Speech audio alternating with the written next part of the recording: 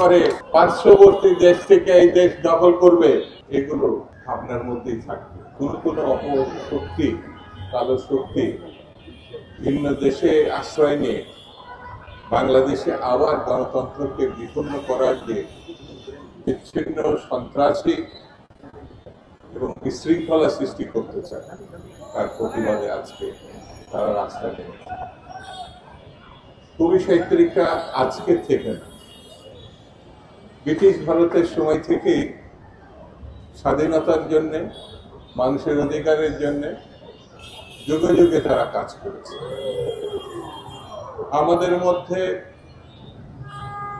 এই বাংলাদেশে, এই ভূখণ্ডের আশেপাশে না, সারা ভারতবর্ষে শুধু কবি না, সাহিত্যিক না, গণতান্ত্রিক লড়াকু সংগঠনগুলোর সঙ্গে কবি সাহিত্যরা একাত্মভাবে কাজ করে।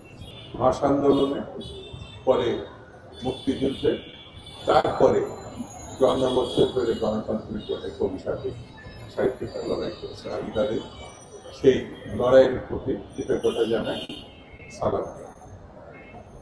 বন্ধুরা, সর্বশেষ মুজিব আমলের পরে সর্বশেষ ১৬ বছর শেখ হাসিনার যে নির্মম শাসন, ভয়ঙ্কর শাসন, অহংকারী শাসন, দম্ভের শাসন, সেই শাসনকে এই দেশের মানুষ চূর্ণ বিচ্ছিন্ন করে দিয়েছে। কি ভয়ঙ্কর, কি অশ্লীল, কি দম্ভ উক্তি শেখ হাসিনার এই উক্তি তার পরিণতি দেখে দিচ্ছে।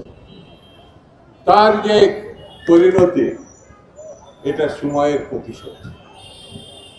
সে এখন যেখানে আছে, কৃতদাসের মতো, আশ্রিতার মতো, এটাই তার আসল জায়গা, আসল ঠিকানা।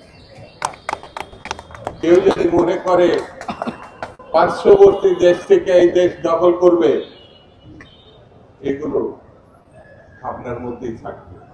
কারণ বাঙালি এবং বাংলাদেশিরা বীরের জাতি। বাংলাদেশিরা কখনো কারোর কাছে মাথা নত করেন। যে জাতি রক্ত দিতে পারে, জীবন বিপন্ন করে উৎসর্গ করতে পারে, যে জাতির শিশু, কিশোর, তরুণরা বিদ্রোহী হয়, সেই জাতিকে কেউ কখনো পদোন্নত করতে পারে, এটা ভাবার কোনো কারণ, চিন্তার কোনো কারণ এই দেশে সেটা হয়। দেশে দেশে সবার সাথে দ্য নিউজ।